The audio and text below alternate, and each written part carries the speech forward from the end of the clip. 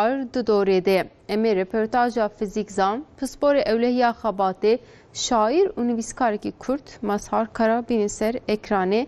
Kerem bikin em bi hev re vî ronaqbîrê pir alî, vî entelektûelê binas.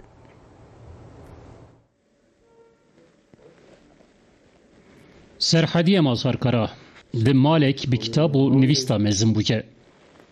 Ez kurê Mela Hüseyin'im, jmera em dibê jmera bê Hüseyidin, em Seyidin, ji kopê gundê Mele Mustefayî. Navê kalê min Abdülmecîd e, maleke şêxin û xwendanê jî medrese xwendina, medresê kala xwendina medresê dikim. Bavê min jî xwe mela bû, kalê min jî xwenda bû. Beriya destpêka dibistanê di medresê de me perwerdeya medreseyê dît, a Kurdî û Erebî wisa dersi û paşê dest mektebê kir, her du bi hev re meşiyan. Heya kênge heyanê ku dibistana serete qediya.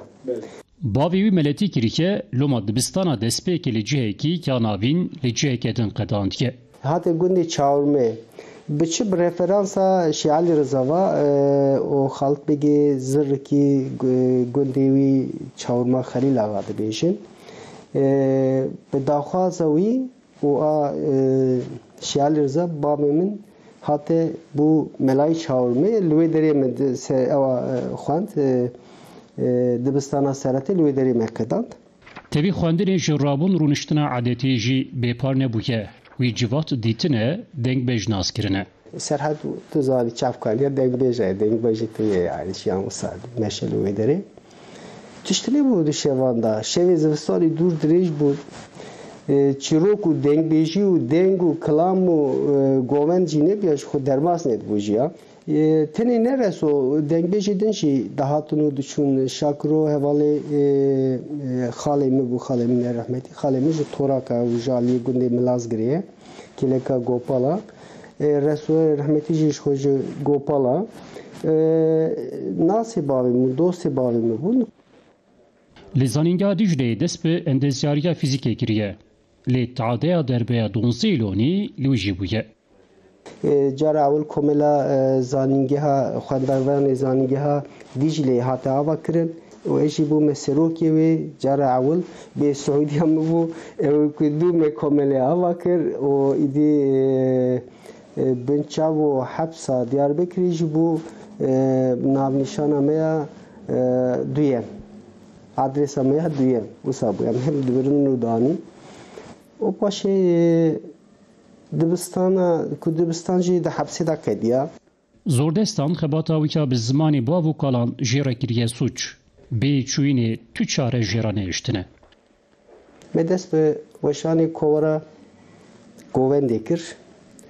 Beriya wî ez berpirsê kovara deng a şaxa Diyarbekir bû. Li wê derê me gelek rojnamewanî kir. Paşê ew têra me nekir, me kovareke çandî hunerî Kurdî kovara govend weşand. Kovara govend. Govend 16 hejmar hate derketin, 16. Dûra îdî derfetê weşanê nema lewra defretê me li Diyarbekir mayîn nema. Em nikarin Diyarbekir bimîne, zixtê sazûmanê li ser me giran bû. Sebewê me ji Diyarbekir jî ji govendê jî dest berde em revîn hatine ketine van derine. Li gorî wî nivîsandina bi zimanê zikmakî xizmeteke. Lewra îro Kurdî hewceyê bingeha nivîskî ye. Nivîsandina bi zimanekê ji wê zimanê re xizmeta herê mezin e. Ez bi wê baweriyê da me. Sebewê jî me jî wisa bû dest bi nivîsana Kurdî kir. Di govend jî bi vî awayê me derxist, bi vî fikr û ramanê me dest bi govendê kir. Ji wê vir da dinivîsim. Gerê belê zimanê xwe hala bînin, hebekî bînin asteke. Bira xwendevanê me zêde bibe, dibe ku ji nava wî çiheb nivîskarê wisa bi rast jî serkeftî bikaribin wêjeya me bibine ciyekê bilind. Ew ji xwe ji nav wê derê. Lê beriya wî bingeh gerê hebe, gerê em bikarin binivîsînin. Ne wisa? Zilma salên nodî kiriye ku kitaban nenivîse yên hazir neweşîne. Dura jî antolojiya helbestên aşitî abidu zimanî antolojiyekê me amade kiribû ve ew da weşande lê vana tev xebatê kevnin bûn. Xebatê gelê ê salê du salê nodî ra çima vê dibêjin lê ji ber van sedemê ku tu te çawa got ji ber van sedema me hebekî nabir dayê lê gerê me rû binivîsiya ew jî ana wisa fikirim. Wexta nivîskariya Kurdî zehmet bû, wî xwe ji barê zimên nedaye paş. Gerê me ew paş xwe binêre bi rastî me ew xwaz kar ji xwe kir ama dûra çi tê muhîm ew e yani gelekî lê kalekê girîng e lê ez bêhêvî me yanî bi rastî ciwanê me jî dinivîsin li ser wê warî hûr dibin yani ez bêhêvî me wê warê da jî. Îro jî hêvîdar e. Hin helbestên wî bûne stran, wî di xweşiya xwe da ev geşedan dîtiye. Bilbilê baxê biyanî eskilê çavê te me tu êşa dil dizanî. Rojê bête bêmrûzin tim hişare kela dil rojek sare rojek germ bê agirî sot bilbil.